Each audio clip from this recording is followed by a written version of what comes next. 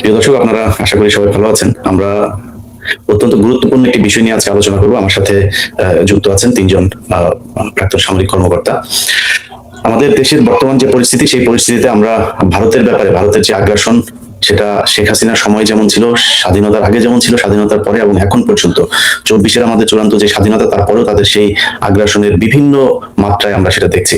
সেক্ষেত্রে আমাদের এই সেনাবাহিনীর কতটুকু শক্তি বাড়ানো দরকার, সক্ষমতা কতটুকু আছে আমাদের, এবং চ্যালেঞ্জ কি কি, আমরা যদি ভারতের সাথে আসলেই একটা প্রতিযোগিতামূলক সম্পর্কে যেতে চাই, সেই ক্ষেত্রে আমাদেরকে কি কি করণীয়, সেই বিষয়গুলো নিয়ে আজকে আলোচনা হবে। আমার সাথে তিনজন সামরিক কর্মকর্তা আছে। আমি নাম আর বলছি না, আপনারা সবাই চেনেন তাদেরকে। প্রথমে আমরা চলে যাই সোজা lieutenant colonel Hasinur Rahman sir, আপনার কাছে। হাসিনুর রহমান বীর প্রতীক, আপনি জানেন কি কি হচ্ছে আমাদের রংপুর থেকে শুরু করে পার্বত্য চট্টগ্রাম, এদিকে দেশের ভেতরেও নানান ধরনের ঘটনা ঘটছে। চীনের সম্প্রতি আমাদের প্রধানমন্ত্রী সফর করেছেন, সেটা নিয়েও ভারতীয় পররাষ্ট্র মন্ত্রণালয়ের মুখপাত্র তিনি খুব আক্রমণাত্মক কথাবার্তা বলেছেন। এইসব মিলিয়ে ভারতের সাথে আমাদের যে মুখোমুখি একটা অবস্থা, সেখান থেকে আমাদের বাংলাদেশ বলতে আমাদের সেনাবাহিনী এই দেশের রক্ষক, তারাই সার্বভৌমত্বের অতন্দ্র প্রহরী। সম্প্রতি সেনাবাহিনীতে কিছু ঘটনা ঘটেছে, সেগুলোকে আমরা অত্যন্ত আশাব্যঞ্জক ভাবেই দেখছি। প্রাক্তন কিছু সামরিক কর্মকর্তা যাদেরকে তাদের পদ পদবি, বিভিন্ন ধরনের সুযোগ সুবিধা, সেগুলো ফেরত দেওয়া হয়েছে। আরো কিছু কর্মকর্তা আছে, যার মধ্যে আমাদের এখানে রেজাউল করিম, তিনিও আছেন। এরকম কিছু কর্মকর্তা, তাদের ব্যাপারেও এখনো পুনর্মূল্যায়নের কাজ চলছে। তো এই বিষয়গুলো নিয়ে সেনাবাহিনীর প্রতি আমাদের যেমন আশা আছে, তেমন আমাদের হতাশাও আছে অনেক কিছু। গত 15 বছরে সেনাবাহিনীর কোনো আধুনিকায়ন করা হয়নি। সেনাবাহিনীর জন্য আমাদের মূল টার্গেট যেটা যেটা আপনারা একসময় করতেন আমাদের পার্শ্ববর্তী দেশকে কেন্দ্র করে, সেই টার্গেটটিও আমরা আসলে পাকিস্তানে নিয়ে গিয়েছি। এসব মিলিয়ে আমাদের সেনাবাহিনীর যে পেছনের দিকে ফিরে গিয়েছিলাম, সেখান থেকে নতুন করে ফিরে আসা এবং সেনাবাহিনীর জন্য আসলে এই মুহূর্তে করণীয় কি? বিসমিল্লাহির রহিম। উপস্থিত সবাই আসসালামু আলাইকুম। আমরা অনেক রক্ত, অনেক কষ্টের বিনিময়ে বর্তমানে আমরা 24-এর একটা বিপ্লবের পরে একটা দেশ সোজা হয়ে দাঁড়ানোর চেষ্টা করতেছে। আমাদের সেই পুরোনো খরচ থেকে বেরিয়ে আসতে আমরা অনেক সময় নিচ্ছি। তারপরও একটা নির্বাচন হলো, বিএনপি সরকার ক্ষমতায়, উনি চাচ্ছেন ফিরে আসতে আগের জায়গায়। আমরা প্রথম দিকে চরম হতাশ ছিলাম, কিন্তু আমাদের প্রধানমন্ত্রী চীন সফর, আমার মনে হয় ভারতের যথোপযুক্ত একটা জবাব হয়েছে। আওয়ামী লীগকে ব্যান করা হয়েছে, আমার মনে আরো কিছু কঠিন সিদ্ধান্ত নেওয়া উচিত। আসা যাক ভারত আমাকে কেমন দেখতে চায়। ভারত সবসময় আমাদের দেখিয়েছে যে তা আমি তার রাজ্য, তার চেয়ে নিচে। আমাদের স্বাধীনতাকে সে মূল্যায়ন কখনো করে নাই। আর যা আমরা এতদিন বলতে পারিনি, তাই আমরা এখন বলছি। 47 থেকে শুরু করে অদ্যাবধি ভারত সবসময় আমাদের পেছনে লেগেছিল। তার 7 সিস্টারের জন্য সে আমাদেরকে স্বীকার করতো না। এবং দুর্ভাগ্য আমাদের যেমন আওয়ামী লীগ আর তার এই ভারতের অখণ্ড ভারতে বিশ্বাসী ছিল, এবং তেমনটাই সে পছন্দ করতো। দেশের মধ্যে যে সকল চুক্তি উনি করেন, সকল চুক্তি ভারতের স্বার্থে করেন। এই দেশের জনগণকে উনি কখনোই মূল্যায়ন করেন নাই।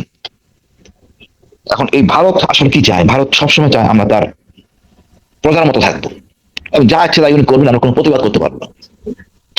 এবং এই জিনিসটা থেকে আমরা বেরিয়ে আসতে চাই। ভারত যে আসলে খুব শক্তিশালী জাতি তা না। ভারতের শত্রু তো আমরা একা না। ভারত আছে পাকিস্তান, বিপক্ষে আছে চায়না, বাংলাদেশ। এই 3 সেক্টর ভারত হ্যান্ডেল করার মতো সামর্থ্য ভারতের নাই। ইভেন একটা সেক্টর আজকে আমাদের কিন্তু 10+ ডিভিশন, অর্থাৎ ভারতের 30 ডিভিশন সৈন্য লাগবে, যেটা সে কোনোদিন পারবে না। তারপর ভারতের যে ইন্টারনাল সিকিউরিটি সমস্যা হয়েছে, এই 7 সিটার থেকে শুরু করে পাঞ্জাবের যে খালিস্তান, ওদিকে আছে ঝাড়খণ্ড, আর অনেক অনেক। এই আসলে কতটা ইন্টারনাল সমস্যা রেখে বই সমস্যা করার কোনো সামর্থ্য তার নাই। ভারত সেই 71 সময় থেকে জবাব দিচ্ছে, বাট ওই সাহসিকতার ভূমিকা রাখতে পারেনি। আপনি দেখেন, আমরাই ভারতকে 71 স্বাধীনতা এই সম্মানটা ফিরাই দিচ্ছি। সেটা বরাবরই হেরে আসতেছিল চীনের সাথে, পাকিস্তানের সাথে। 71-এর মুক্তিযুদ্ধরা তাকে চরম সহযোগিতা করে, তার জন্য একটা বিজয় ভারত পায় হাতে। বাস্তবিকতা কি এটা ভারত জানে। ভারতের সেই সামর্থ্য নাই বাংলাদেশে ঢুকে এসে শেখ মুজিবুর রক্ষা করতে পারতো বা পরে আসতে পারতো, আসে নাই। সামর্থ্য থাকলে তো ভারতের সাথে ফেরত যেত না সেনাবাহিনী নিয়ে। আসলে সামর্থ্য নাই। এই অল্প কয়েকদিনে সেনাবাহিনীর মধ্যেই চট্টগ্রাম মারামারি হয়ে যায় সেনাবাহিনীর সাথে ভারতের সেনাবাহিনী, ওই ক্যাপচার ট্যাঙ্ক নিয়ে, যেটা ক্যাপচার করা 65 ওয়ারে পাকিস্তানে। তো ভারত যত লাভ থাকবে, তার সেনাবাহিনী আমাদের সেনাবাহিনীর দূরের কথা, আমাদের আনসারের সমতুল্য না। তাদের তো জোশ নাই যুদ্ধ করার জন্য। কেন করবে? উত্তরপ্রদেশের লোক কেন আসে বাংলাদেশের যুদ্ধ করবে? কিন্তু আমরা বাংলাদেশের বসে যুদ্ধ করি। আমাদের বড় শক্তি হলাম এক জাতির দেশ। এটা আমার এই প্রতিটা ভূমি, ছোট রাজ্য, প্রতিটা ভূমি আমরা সবার এক জাতির। হিন্দু, মারমা, খ্রিস্টান সবাই আমরা মোটামুটি বাংলাদেশি, এবং এর 99 বাঙালি পৃথিবীর কোথাও নাই। এটা বিশাল একটা শক্তি। আমরা এই শক্তিটাকে সুশীলরা নানা রকম ভয়ভীতি দেখে চাপায় রাখা হয়েছিল। এখান থেকে আমি বেরিয়ে আসতে চাচ্ছি। অনেকে অনেক কথা বলে, ভারতের জন্য আসলে আমাদের বড় জিনিসের দরকার শক্তি, সেটা হলো ঐক্য। সবাই কোনো বিভেদ থাকবে না, এখানে কোনো ট্যাগ দেওয়া যাবে না। বাংলাদেশি দেশ রক্ষার জন্য আমরা সবাই ঐক্যবদ্ধ। আমরা কারণ ছাড়া নিজেদেরকে ধ্বংস করবো না। আর যে জিনিসটা দরকার, সেনাবাহিনী শক্তিশালী হতে চায়, তাই নিজের আত্মবল মনোবল বাড়ে। আমাদের মনোবল তো আমরা মুসলমান, মরলে শহীদ, এটাই বড় অস্ত্র। এখন কিছু মানে প্রচলিত নিয়মে কিছু অস্ত্র দরকার, কিছু ভালো যুদ্ধ বিমান দরকার। দেখেন, আমি যুদ্ধ বিমান কেন ভারতে লাফাল হবে কেন? এর পাশাপাশি আমাদের এত সামর্থ্য নাই। সামর্থ্য যখন নাই আমাদের, তাহলে আমরা যুদ্ধের ট্রিটি করবো তার সাথে, চীনের সাথে, পাকিস্তানের সাথে, টার্কির সাথে, সৌদি আরবের সাথে, দরকার হলে ইরানের সাথে, যাতে ভারত আমাদের চোখ তুলে তাকাতে না পারে, কোনো হুমকি দিতে না পারে, সেই দিন শেষ। এর পাশাপাশি আরো একটা দর্শন আছে, আমার শত্রুটাকে আমি আরেকটু সংকুচিত করবো। শত্রু আমার বন্ধু, আর এটা ভালো করে বিশ্বাস করি। এবং এটা যদি আমি হ্যান্ডেল করতে পারি ঠিক মতো কৌশলে, আমার আসলে সক্ষমতা কয়েক গুণ বেড়ে যায়, আমি বাড়বে ইনশাল্লাহ। আমি ব্যক্তিগতভাবে মনে করি আমরা বাংলাদেশিরা বিভেদ থাকবে না। আমাদের অনেক কিছু করণীয় আছে দেশ উন্নয়নের জন্য। আমি নিজের দেশেই অস্ত্র বানাবো, কেন পারবো না? না পারার কি? এটা 20 কোটি লোকের দেশ। আমি তো ব্যক্তিগত মনে করি স্বাধীনতার সময় ছিলাম আমরা 7.5 কোটি, পাঞ্জাবিরা পাকিস্তানের ছিল 5 কোটি, 4 জাতি মিলা। আমরা যে কত বড় ভুল করছি তখন। যেইভাবে ভুল পাকিস্তানের নির্বাচন করুক, বাঙালি ক্ষমতা থাকবে পাকিস্তানের। 70.5 এক জাত, আর 4 জাত মানে 5.5 কোটি। কিন্তু আমাদেরকে ছাত্র নেতার ভুল বুঝানোর ফলে আজকে এই অবস্থা হয়েছে। এখন আমি ভয়ে কাঁপি যে সার্বভৌমত্ব একটা রক্ষা করতে পারতেছি না। যাওয়ার হয়েছে, স্বাধীন আমরা হইতামই, রক্তক্ষরণ দরকার ছিল না। স্বাধীনতা চাইনি আমাদের শেখ মুজিবুর রহমান, যার জন্য এত সমস্যা হয়েছে। স্বাধীনতা আপাশই হতে পারতাম, পাকিস্তান চায় না তো বাঙালি তাদের শাসন করুক। ভুট্টো তার কোনোদিন হইতে পারবে না পাকিস্তানের প্রধানমন্ত্রী যদি বাঙালি এক থাকতো। যাই হোক, সেই বিষয়ে বাদ। হাসিনুর ভাই, এখন আমাদের কৌশল। হাসিনুর ভাই ধরেন তারেক রহমান যেই কথাটা আপনি গিয়েছিলেন, যে তারেক রহমান চীন সফর থেকে শুরু করে আমরা কার কাছে যুদ্ধ বিমান কিনবো, আমরা কাদের সাথে ড্রোন সম্মিলিত ভাবে তৈরি করব, কাদের সাথে কি চুক্তি, এইসব নিয়ে সরাসরি ভারত কথা বলছে এবং সেটা আমাদের বাংলাদেশের গণমাধ্যমে প্রচারও হচ্ছে। তো এই জায়গাতে এই যে ভারত আমাদেরকে যেই হুমকিটা তারা দিতে চাচ্ছে, এই 15 বছরে এমন কি করা হয় নাই সেনাবাহিনীর জন্য যে কাজগুলো এখন করা উচিত বলে মনে করে? সেই সুযোগটা তো আপনাদের এখন আছে, আপনার নিজেও সেনাবাহিনীর ভেতরে না না না, অবশ্যই ভাই, আমাদের এখন প্রচুর করার আছে। আপনি দেখেন, আমরা 4টে ব্যাটালিয়ন, একটা ব্যাটালিয়ন নতুন হয়েছে, তার 4টা কোম্পানির নাম রাখা হয়েছে খলিফার নামে। এত বড় সাহস তো সেনাবাহিনী ছিল না আগে। বিডিআর খালি লাশ রিসিভ করতো, লাস্ট মাত্র ভারতীয়রা আমরা রিসিভ করতাম। এখন বিডিআর সৈনিকরা কথা বলতেছে, এবার চমৎকার কথা বলতেছে, সাথে আছে জনগণ। এই যে পরিবর্তন, এটাই 24 বছর পরে পরিবর্তন। এখান থেকে বাঙালি আর পিছনে যাবে না, সাহস আস্তে আস্তে হয়। লক্ষণ সেন থেকে আমরা কিন্তু চরম শিখরে গেছি, ভারত কিন্তু কোনো পরীক্ষা দেয় নাই। সুতরাং আমাদের এখন উচিত হবে একদম জস্যই জবাব দেওয়া। কিন্তু আমাদের পররাষ্ট্র মন্ত্রণালয় এখনো সেই জায়গায় আসতে পারে নাই। এই যে হাই কমিশনে আসলো সীমান্তে হেঁটে, তাকে দেশের প্রয়োজন চলে গেছে, পররাষ্ট্র মন্ত্রণালয় একজন ভদ্রলোক, সে তো এখনো সে নিয়োগ পায়নি, কূটনীতি হয় নাই। পরিচয়পত্র জবান মানে উনি পেশ করবেন পরিচয়পত্র, তারপর উনি স্বীকৃতি পাবেন উনি কূটনীতি হবেন কিনা। আগেই চলে গেছে, ওই যে আগের চরিত্র রয়ে গেছে ফরম্যাটের মধ্যে। এই চরিত্র খরচ থেকে বেরোতে হবে।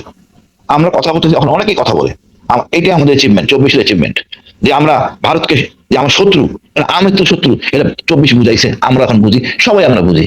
এই যে হিলটাসের সমস্যা, এই হিলটাস ভারত দেয়, অনেক কেউ দেয় না। অদ্যাবধি কোন রাজনৈতিক নেতা হিলটাসের সমস্যা নিয়ে ভারতকে চাপ দেয় নাই, কেন তুমি এই কাজটা করছো?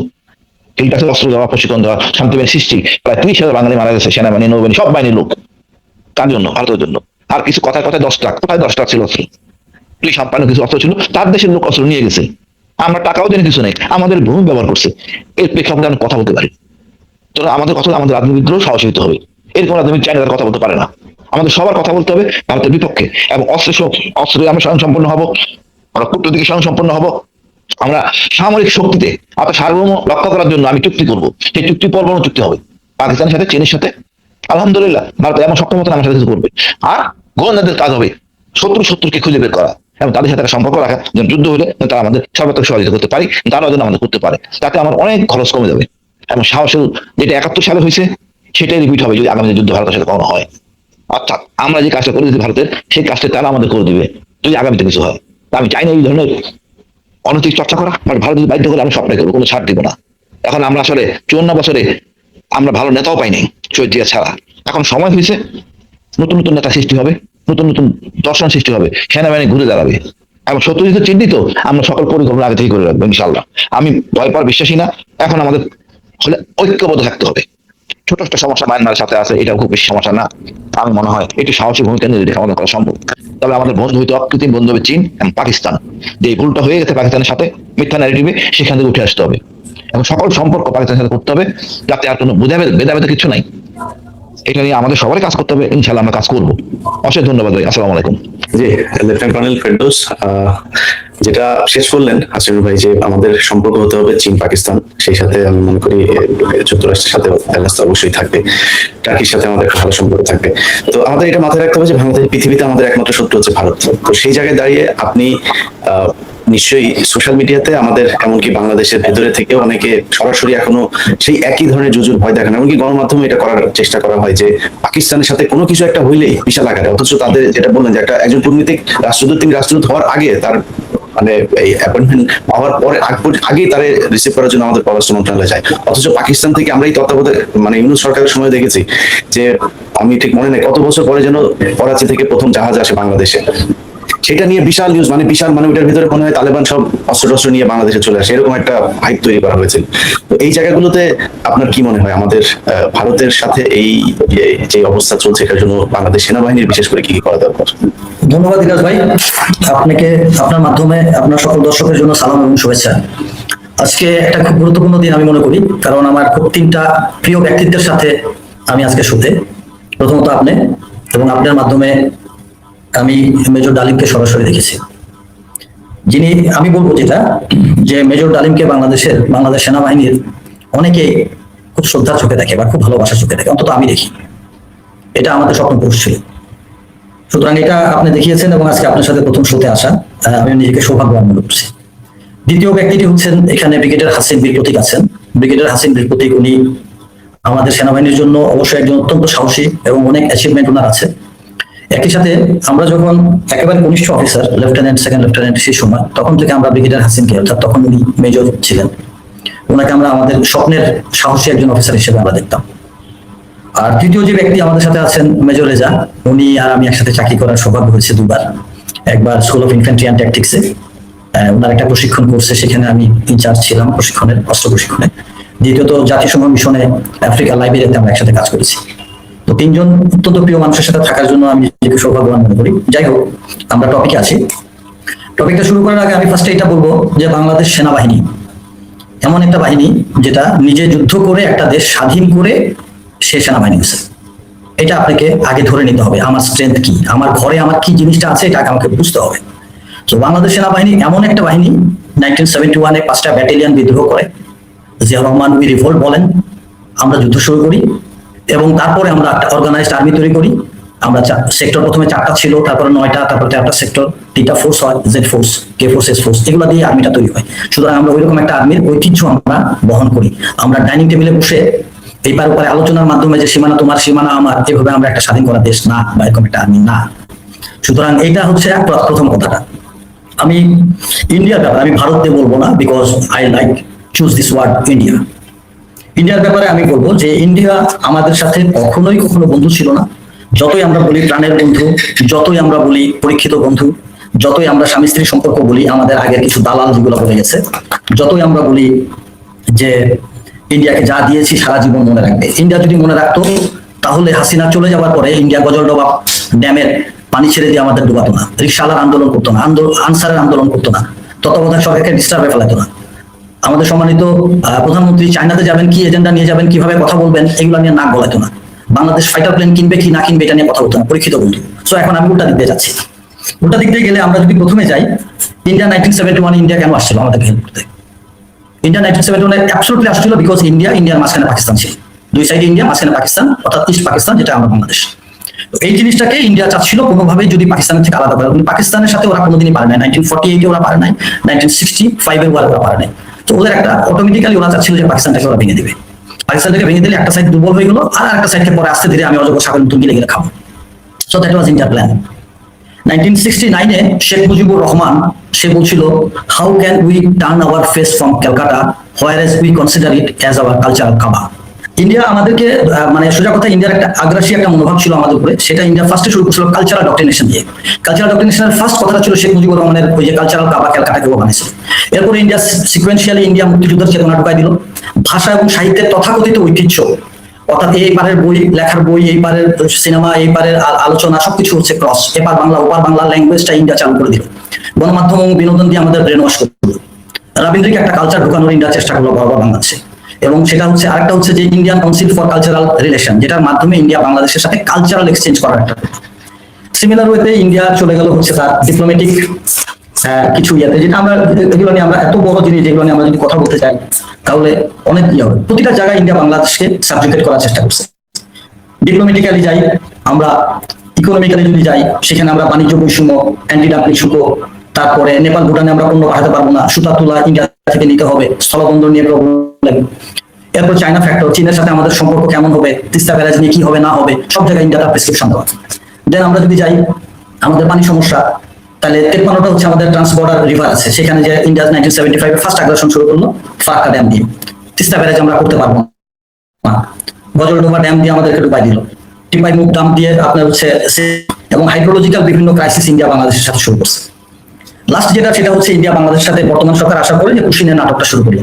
সেখানে ইন্ডিয়া বাংলাদেশে দেখা যাচ্ছে যে আমাদের মোটামুটি ভাবে বাংলাদেশের প্রতিটা জায়গায়, এই লাল লাল ম্যাপে আপনি দেখেন যে বাংলাদেশের প্রায় প্রতিটা ইঞ্চি থেকে, কুমিল্লা থেকে যদি শুরু করি অ্যান্টি ক্লকে যদি ঘুরে আসি একেবারে পঞ্চগড় দিনাজপুর হয়ে একেবারে সাতক্ষীরা পর্যন্ত প্রত্যেকটা জায়গায় ওরা কুশিনের ট্রাস্ট ট্রাই করছে। এন্ড দেন নেক্সট লাইন, সেখানে আপনি দেখেন ওরা ওদের দেশের ভিতরে ওরা সিলেক্টেড এমন ভাবে, ওরা কিন্তু বাঙালি না, বাংলাদেশি না, ইন্ডিয়ান লোকদেরকে বাংলাদেশে ঢুকানোর জন্য ওরা বিভিন্ন হোল্ডিং সেন্টারে নিয়ে আসে, সেখানে ওয়েটিং করার পরে যে জায়গাতে ওরা মানে কাতুকুতু দেওয়ার মতন, যে জায়গাতে দুর্বল পায় ওইভাবে ওরা ঢুকায়। তো এই পুশিংটা দিয়ে ওরা কি করলো, বাংলাদেশটাকে ওরা আর ডিস্টার্ব করা শুরু করলো। মানে এটা জাস্ট বর্তমান সরকারের এন্ডুরেন্সটা টেস্ট করার জন্য ইন্ডিয়া এগুলো করতেছে। লাস্টলি হচ্ছে একটা রিভিউ তুলে দিল যে আমাদের রংপুরের আপনার জায়গাটার নাম এই মুহূর্তে মনে করতে পারছি না, সেখানে একটা তথাকথিত রাম মন্দির, রামের একটা মূর্তি তৈরি করা, সেটা দিয়ে ইন্ডিয়া হচ্ছে আমাদের বাংলাদেশকে আর একটু ডিস্টার্ব করা এবং আমাদের যে কমিউনাল যে একটা হারমোনি আছে সেটা নষ্ট করে, পলাশবাড়িতে সেটা, গাইবান্ধার পলাশবাড়িতে এটা শুরু করলো। এবং এখানে দেখেন সেখানে আবার আরেকটা গুজব ছড়ানো শুরু করলো যে ওখানে হচ্ছে ওই এলাকার লোক, ওইখানে আমরা হচ্ছে একটা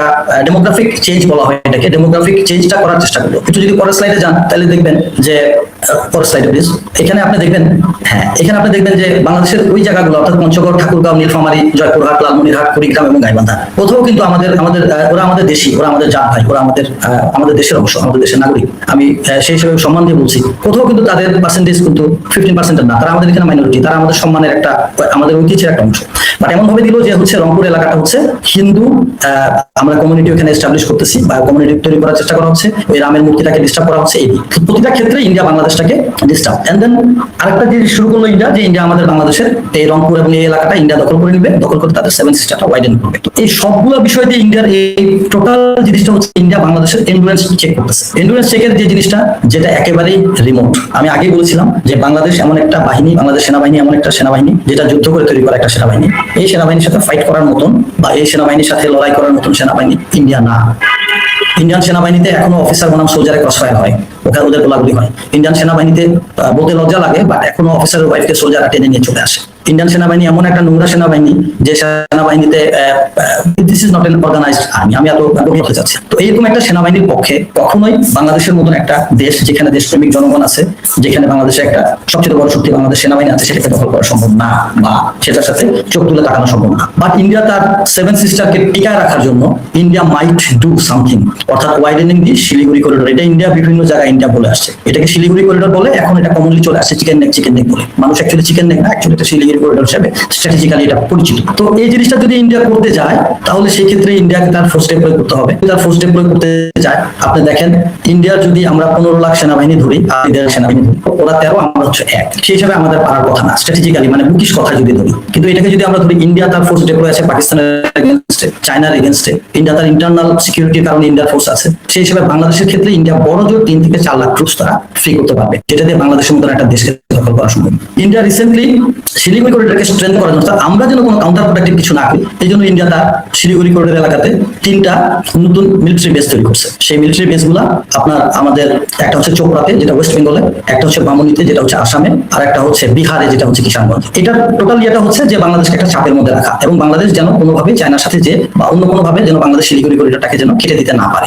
মূল মুদ্রা কথাটা হচ্ছে এখানে একটা, আপনাকে আমি একটু পিছনে নিয়ে যাবো, আপনি যদি 12 নম্বর স্লাইডে যান একটু কাইন্ডলি কাইন্ডলি 12 নম্বর স্লাইডটাতে আপনি একটু দেখবেন যে ইন্ডিয়ার 1599 কিলোমিটার ট্রাভেল করা লাগে যদি শিলিগুড়ি করিডোর দিয়ে যায়। আর ইন্ডিয়া যদি ঢাকার ভিতর দিয়ে যদি যায় তাহলে সেক্ষেত্রে ইন্ডিয়ান রেলওয়ের এটা একটা প্ল্যান। এর পরের স্লাইডটা কাইন্ডলি ভাই, ইন্ডিয়া যদি বাংলাদেশের ভিতর দিয়ে হাসিনার আমলে যে ট্রানজিটের যে প্ল্যানটা ছিল সেটা যদি করে তাহলে ইন্ডিয়া বাংলাদেশের ভিতর দিয়ে গেলে মাত্র ইন্ডিয়ার লাগবে হচ্ছে 495 কিলোমিটার। তো 495 কিলোমিটার ভালো না 1590 কিলোমিটার ভালো? ডেফিনেটলি ইন্ডিয়া এই জিনিসটা চয়েস করবে। বাংলাদেশ যেহেতু এই জিনিসটাতে ইন্ডিয়ার সাথে বর্তমান সরকার এবং তত্ত্বাবধায়ক সরকার আগে যেটা ছিল ইন্টারিম গভর্নমেন্ট, তারা যেহেতু এটাতে অনেকগুলো হাসিনার চুক্তিগুলো ক্যান্সেল করে দিচ্ছে, সুতরাং ইন্ডিয়া চাবে যে ইন্ডিয়ার সেভেন সিস্টার্সের ট্রুপস মোবিলাইজেশন বা তার অন্যান্য লজিস্টিক্স পাঠানোর জন্য ইন্ডিয়া চাবে যার সেভেন সিস্টারটাকে ওয়াইডেনিং করতে। তো এই ওয়াইডেনিংটা যদি ইন্ডিয়া করতে চায় তাহলে ওখানে একটা মিলিটারি অপারেশন করতে হবে। তো এই মিলিটারি মাস্টার করতে হবে। ওয়াইজ আমাদের ওখানে আছে কত, দুটা ডিভিশন, ওগুলা ডিভিশন এবং রংপুর ডিভিশন। তাহলে সেটা আমাদের যারা মিলিটারিতে যারা বড় সার্ভিসে যারা আছেন তারা এখন এই মধ্যে ডিসিশন নেবেন। বাট আমরা যদি ওইভাবে চিন্তা করি যে এটা কখনো পসিবল না, ইন্ডিয়ার পক্ষে একটা ড্রিম, বাট হিস্ট্রি আমাদেরকে এটা শিখাইছে এটা সত্যি কথা,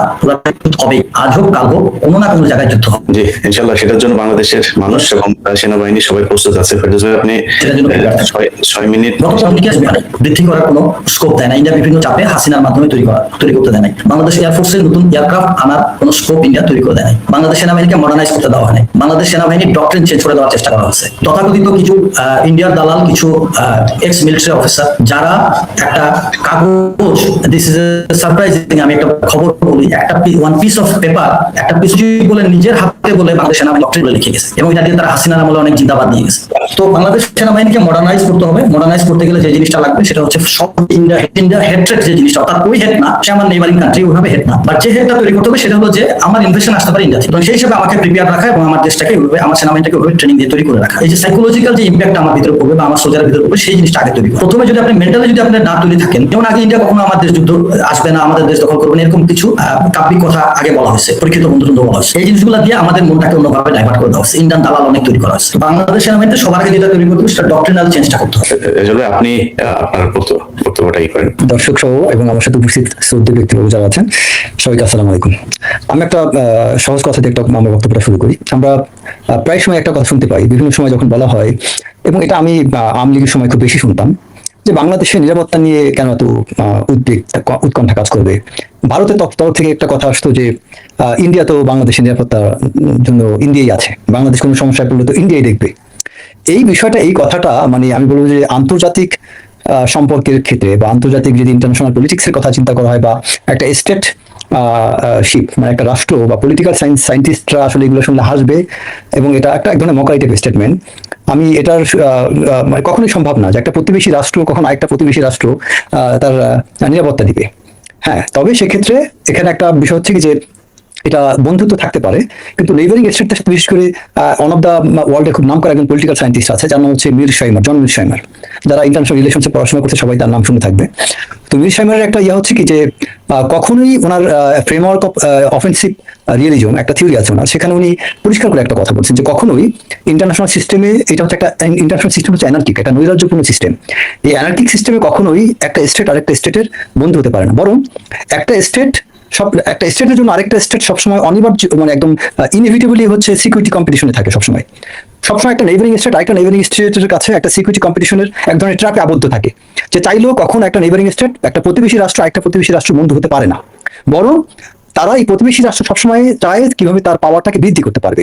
এবং এই স্ট্রাকচারটা এমন ভাবে তৈরি করা যে তারা এটা একটা unpredictable nature of global system, যেখানে সবসময় গ্রেট পাওয়ার গুলো চায় তার কন্টিনিউয়াসলি তার পাওয়ারটাকে ম্যাক্সিমাইজ করতে, এবং তারা সবসময় তারা এক ধরনের অ্যাগ্রেসিভ এক্সপানশনের দিকে যায়।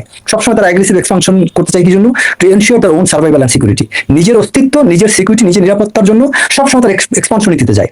তারপর আরো একটা কথা আছে যে স্টেটগুলো সবসময় সেলফ ইন্টারেস্টটা দেখবে, নিজের স্বার্থ দেখবে, কখনোই কোনো স্টেট নিজের স্বার্থের বাইরে যাবে না। এই জায়গায় কিন্তু ভারত এই জায়গায় ঠিক আছে, আপনি ইন্ডিয়াকে গালি দিতে পারেন, বাট একটা জায়গায় ইন্ডিয়াকে অ্যাপ্রিশিয়েট করতে হবে তার নিজের রাষ্ট্রের ক্ষেত্রে। সেটা কিরকম?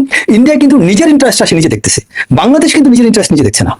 আপনি বাংলাদেশ যদি ইন্ডিয়ার জায়গায় হইতো তাহলে বাংলাদেশ কি খুশি হইতো যে তার পাওয়ার বাড়ানোর জন্য সে যা যা করছে সব ঠিক আছে, কিন্তু আমরা বাংলাদেশিরা কখনো এই জিনিসটা আমরা বুঝি না। আপনি খেয়াল করে দেখেন যে আমরা যদি ইন্ডিয়ার সাথে একটা স্বাধীন রাষ্ট্র হিসাবে আমরা যদি মাথা উঁচু করে দাঁড়িয়ে কথা বলতাম, তাহলে কিন্তু এই যে আজকে দেখেন কত 2-3 বছর 1.5 বছর আমাদের ভিসা বন্ধ ছিল। বাংলাদেশের প্রধানমন্ত্রী যখন চায়না গেল, চায়না ভিজিটের পরেই দেখেন আমাদের ভিসাটা খুলে দিল। তার মানে বিষয়টা কি দাঁড়ালো? একটা রাষ্ট্র যখন অন্য একটা রাষ্ট্রের সাথে সোজা হয়ে দাঁড়ায়, যখন সে বুঝিয়ে দেয় যে তুমি আমাকে কিছু দিলে আমি তোমাকে দেবো, if you don't give me I am not going to pay you, এই জিনিসটা যখন একটা রাষ্ট্র একটা প্রতিবেশী রাষ্ট্রকে বুঝাতে পারে, তখন কিন্তু তার পাওনাটা সে ঠিকই পায়। আরেকটা হচ্ছে যে একটা রাষ্ট্রের ক্ষেত্রে পাওয়ার শব্দটা, পাওয়ারটাকে আন্তর্জাতিক সম্পর্কের ক্ষেত্রে পাওয়ারের দুইটা টাইপ অফ পাওয়ার থাকে, একটা হচ্ছে হার্ড পাওয়ার, একটা হচ্ছে সফট পাওয়ার। এই যে কিছুক্ষণ আগে ফেরদৌস স্যার একটা কথা বলছিলেন যে যে বিষয়টা, যে ভারত যেভাবে বাংলাদেশের সাথে যে কাজগুলো করছে, এই ম্যাক্সিমাম জিনিসগুলো দেখেন ভারত কিন্তু হার্ড পাওয়ার অ্যাপ্লাই করছে না, ম্যাক্সিমাম বাংলাদেশের সাথে সফট পাওয়ার অ্যাপ্লাই করতেছে। বর্তমান বিশ্বে কিন্তু হার্ড পাওয়ারের চেয়ে সফট পাওয়ারের ইনফ্লুয়েন্স অনেক বেশি। আর বাংলাদেশের মতো রাষ্ট্রের জন্য আমি মনে করি সবচেয়ে বড় ঘাটতি এই জায়গাটাতে। বাংলাদেশ কখনো হার্ড পাওয়ারে, হ্যাঁ মিলিটারি বিশেষ করে আর্মির দিক থেকে বাংলাদেশ অনেকটা ভারতের সাথে পেরে উঠতে পারে, কিন্তু এয়ার সুপ্রিমেসিতে ভারতের ধারে কাছে দাঁড়াতে পারবে না। পাকিস্তানের যেটা আছে, আমাদের এয়ারফোর্স অনেক দুর্বল। বর্তমান ওয়ার্ল্ডে কিন্তু সবচেয়ে বেশি পাওয়ারফুল তারাই যাদের এয়ার সুপ্রিমেসিটি অনেক স্ট্রং। যে কারণে বাংলাদেশের প্রধানমন্ত্রী যখন চায়না যায় তখন দেখবেন ভারতের মারাত্মক একটা উদ্বেগ তৈরি হয়েছিল। কারণটা কি? কারণ ওই আপনার ফাইটিং জেটগুলো যদি বাংলাদেশে আনা হতো, এটা পুরো সাউথ এশিয়ার মধ্যে বাংলাদেশ একটা পাওয়ারফুল স্টেটে পরিণত হতে পারতো। বাংলাদেশ এয়ার সুপ্রিমেসিতে একটা অনন্য দৃষ্টান্ত স্থাপন করতে পারতো যদি এই চায়না থেকে এই এয়ারক্রাফটগুলো বাংলাদেশ আনতে পারতো। এবং যে কারণে এটা পুরো শুধু ভারত না, পুরো south Asia, south east Asia এই অঞ্চলটায় বাংলাদেশ একটা অনন্য উচ্চতা চলে যেত। কারণ পুরো বিশ্ব, আপনি খেয়াল করে দেখেন, ইরান আমেরিকার সাথে ইসরায়েলের সাথে ফাইট করতে যে সম্পূর্ণ এয়ার সুপ্রিমেসিতে টিকে আছে তার ড্রোনের মাধ্যমে। কোথাও কিন্তু ল্যান্ড ওয়ারে সেটি মানে ভালো অবস্থায় নাই। তো এই জায়গায় বাংলাদেশের জন্য আমরা এয়ার সুপ্রিমেসি যদি কিন্তু বাড়াতে পারছি না। তো আমাদের সফট পাওয়ারটা কিভাবে হতে পারে? বাংলাদেশের জন্য এই মুহূর্তে সবচেয়ে বড় সফট পাওয়ার হচ্ছে আপনার state to state relationship, balance of power নীতি মেনটেন করা। সিকিউরিটি ডিলেমার মধ্যে যখন থাকে তখন কি করে, একটা স্টেট আরেকটা স্টেটের সাথে বিভিন্নভাবে হার্ড পাওয়ার বৃদ্ধি করে অথবা সফট পাওয়ার বৃদ্ধি করে। তো বাংলাদেশ ভারতের সাথে যে ধরনের সিকিউরিটি ডিলেমার মধ্যে আছে, এই জায়গাটায় বাংলাদেশের উচিত এখন এককভাবে চায়নার প্রতি নির্ভরশীল না হওয়া, এককভাবে পাকিস্তানের প্রতি নির্ভরশীল না হওয়া। বাংলাদেশের উচিত এখন আবার বাংলাদেশের এটা উচিত হবে না ভারতকে শত্রু বানানো। বাংলাদেশের উচিত হবে সবার সাথে সুসম্পর্ক রাখা। এখন ভারত চায়না বলে আপনি চায়নার সাথে সম্পর্ক রাখবেন না, ভারত চায়না বলে পাকিস্তানের সাথে সম্পর্ক রাখবেন এটা না। আর ভারতের সাথে বন্ধুত্ব মানে এই না যে আপনি তাকে সব দিয়ে স্বামী স্ত্রীর সম্পর্ক বানায় ফেলেন। বন্ধুত্ব মানে হচ্ছে তুমি আমাকে এটা দেবে, আমি তোমাকে ওটা দেবো। তুমি আমাকে কালচারালি, তুমি আমার থেকে এটা নিবে, আমি তোমার কাছে কালচারালি এটা নেবো। তুমি আমাকে এই ধরনের সাপোর্ট দেবে, তোমাকে ওই ধরনের সাপোর্ট দেবো। And that should be rational. এখন আপনি তাকে দিবেন বাংলাদেশের হার্টের ভিতর দিয়ে, হৃদয়ের মাঝখান দিয়ে আপনি রেড লাইন দিবেন, আবার আপনি তার থেকে আপনার তিস্তা আনতে পারবেন না, আপনি ফারাক্কা আনতে পারবেন না। আপনি তাকে করবেন কি, সামান্য ওই ভারত থেকে সামান্য কয়েক আপনার কি বলে টন আপনি তেল নিয়ে আসলেন। এখন কয়েক হাজার টন তেল আর একটা করিডোর দাও এক জিনিস না, কয়েক হাজার টন তেল আর আপনি ওই মোংনাপুর দিয়ে দাও এক জিনিস না। আমার সেটা রেশনাল হইতে হবে যে আমি তাকে যে ভ্যালুটা দিচ্ছি ইকুয়াল ভ্যালু আমি বাংলাদেশে আনতে পারছি কিনা। এই জায়গাটাতে আমাদের অনেক বড় ঘাটতি। এবং বাংলাদেশের যারা এখন পররাষ্ট্র বিশেষ করে মন্ত্রণালয়ের দায়িত্বে আছেন, আমাদের হুমায়ুন কবির উনি যথেষ্ট আমি মনে করি খুব একটা অভিজ্ঞ না হলেও উনি যা পারফর্ম করছেন আমি ব্যক্তিগতভাবে অত্যন্ত খুশি। যে আমার সত্যি কথা এক্সপেকটেশন খুবই কম ছিল তার সম্পর্কে, বাট আমি দেখলাম সে ভালো কাজ করতেছে। সো সাহস নিয়ে যদি আমাদের অভিজ্ঞতার চেয়ে বেশি দরকার এই যে হুমায়ুনের মতো এই সাহসটা। আমার বাংলাদেশে বহু অভিজ্ঞ আছে, কিন্তু চোর বাটপার অসৎ দুর্নীতিবাজগুলো যত অভিজ্ঞ হোক লাভ নাই। আপনি আপনার 100 বছর বয়স্ক একটা অভিজ্ঞ চোরে যদি বসাতে লাভ নাই। আমার হুমায়ুনের মতো সাহসী অনভিজ্ঞ দরকার, যার মধ্যে নীতি আছে, নৈতিকতা আছে, সৎ সাহস আছে, যে সাহসটা বুক উঁচু করে বলতে পারবে যে তুমি এটা দিবে, আমি তোমাকে ওইটা দেবো, বা তোমাকে এটা পরোয়া করার আমার সময় নেই। সো এই বিষয়গুলো আমাদের অত্যন্ত দরকার। এবং পররাষ্ট্র নীতির ক্ষেত্রে আমাদের এই ব্যালেন্স অফ পাওয়ার বা আপনার state to state relationship, diplomacy, এই জিনিসগুলো যারা ভালো বুঝে সেই ব্যক্তিগুলোকে আমাদের এখানে রাখা উচিত। আপনার আরেকটা বিষয় হচ্ছে, আমি এখানে একটা জিনিস বলি যে ভারত দেখবেন যে আপনার যে কিছুদিন আগে রংপুরে গাইবান্ধা যে ঘটনা ঘটলো, এখানে দেখেন এই জায়গাটাতে এত বছর শেখ হাসিনার আমলে কিছু করা হলো না। শেখ হাসিনা তাদের এত ঘনিষ্ঠ এলাই বন্ধু, তার আমলে কিন্তু মন্দিরের কথা মনে পড়লো না। মন্দিরের কথা মনে পড়লো কবে? এই এখন। আবার তারপর অন্তর্বর্তীকালীন সরকার, ইউনূস সরকার গেল, তাদের সময় কাজ শুরু করলো, কেউ আওয়াজ তুললো না। তার মানে ইউনূস সরকার তারা এক ধরনের মুনাফিকি বাংলাদেশের সাথে করেছে। কিভাবে? যে তারা অপেক্ষা ছিল কিছু জটিল বিষয়গুলো পরবর্তী পলিটিক্যাল গভর্নমেন্ট কিন্তু গণতান্ত্রিক প্রক্রিয়া যে সরকার তারপর চাপাই দিবে।